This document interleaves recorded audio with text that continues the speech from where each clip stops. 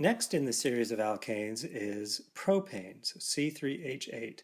So in this video we're going to talk about propane and propyl compounds. So like I said, propane contains 3 carbon atoms, and it has similar physical properties as both methane and ethane. It's a gas, as are methane and ethane, and as a matter of fact, natural gas, right, that maybe some of you heat your homes with, is mainly methane, ethane, and propane. Now, we can draw the Lewis structure of methane. Looks like this. So we have essentially 3 carbons connected together, and then hydrogens are all around it. We can also represent propane as a condensed formula that looks like this, CH3, CH2, CH3, or a bond line formula that looks like this, right? Essentially 2 lines connected, and we're representing that bond angle of about 110 degrees. Now the other representation that that we want to think about is a 3-dimensional representation.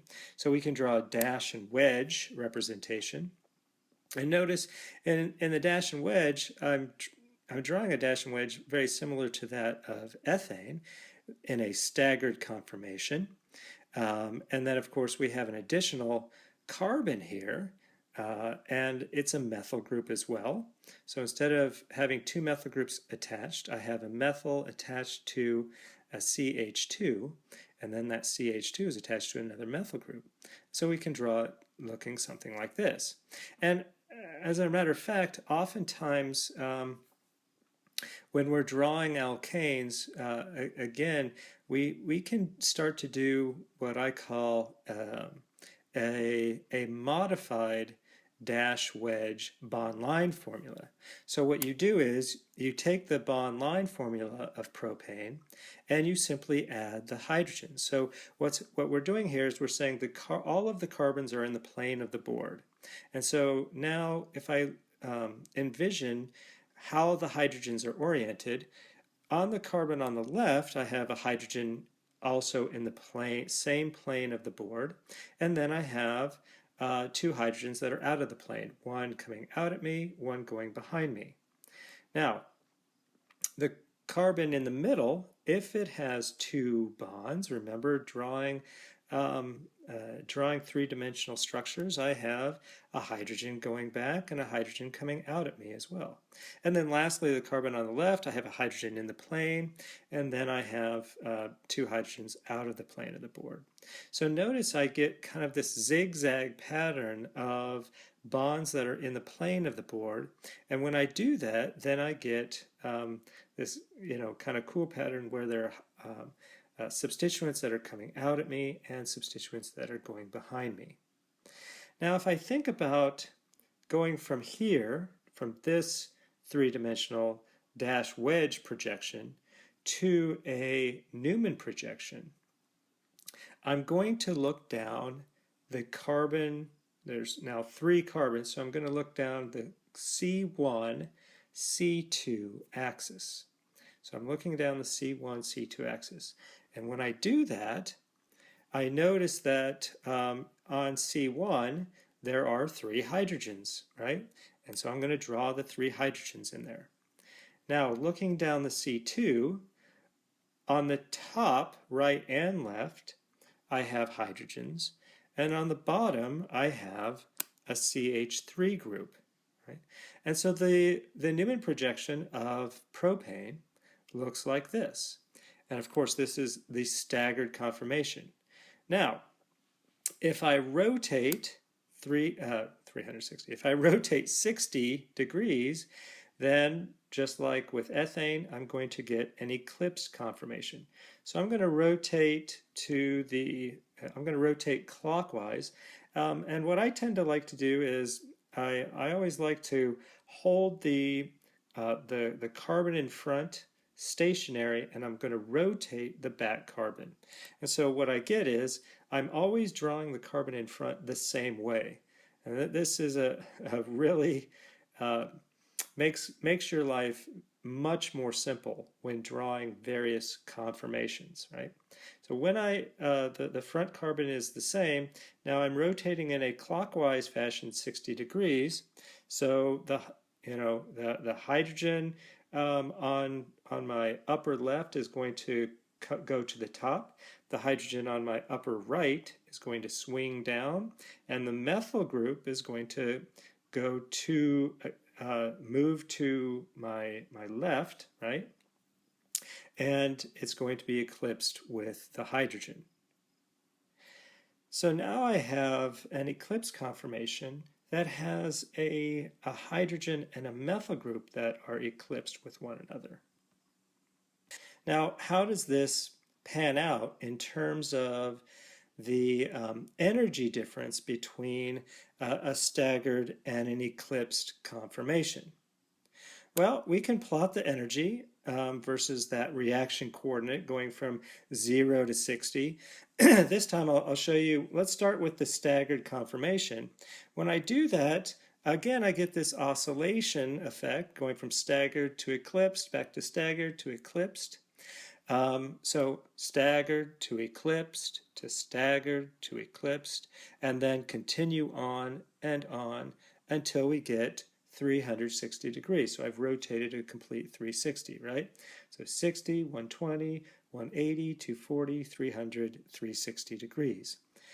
What's the difference between this and ethane? Well, it would appear at first glance that there isn't much of a difference, but when you look at the difference between the energy of a staggered conformation and that of an eclipse conformation, it's a little bit greater of a difference. Not much greater, so 3.4 versus 2.9.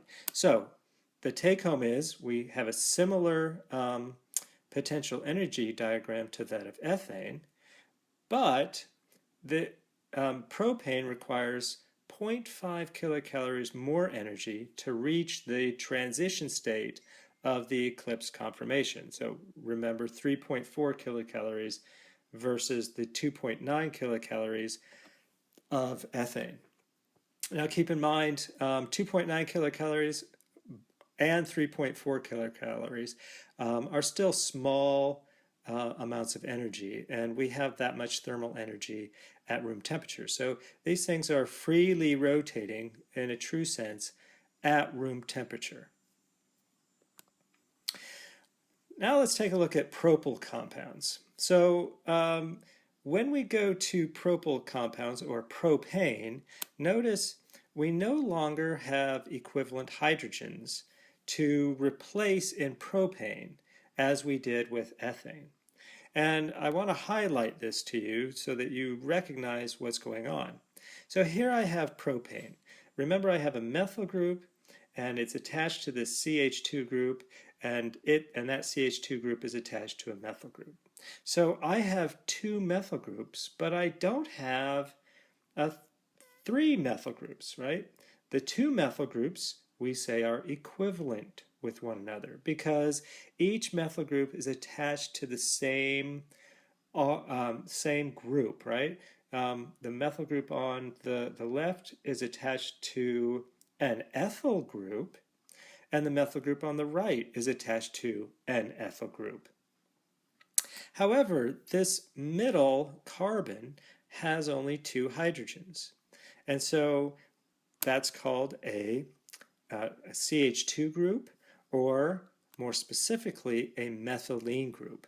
And since it's a different type of group, we see that it is not equivalent with the two methyl groups. And therefore, we have to take into consideration when I'm replacing a hydrogen with some substituent, I'm going to get two different products. What does that look like? Well, if I replace one of the hydrogens on a methyl group with some substituent, then I can call that a propyl X, where X is the substituent, propyl alcohol, propylamine. Now, when I replace one of the CH2, one of the methylene hydrogens, with an X, I get a different compound. So a different compound from the propyl X. And it happens to be an isomer of it.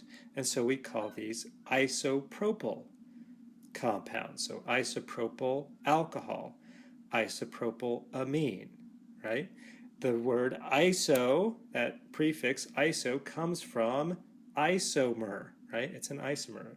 And these are called constitutional isomers, meaning that they have different constitutions, they have different connectivity.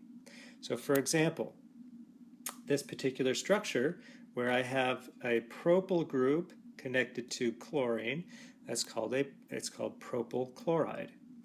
Versus when I have an isopropyl group connected to chlorine, it's called isopropyl chloride, right? And so now we are being introduced to constitutional isomers. And we'll see that as we get more and more carbons, there are more and more constitutional isomers.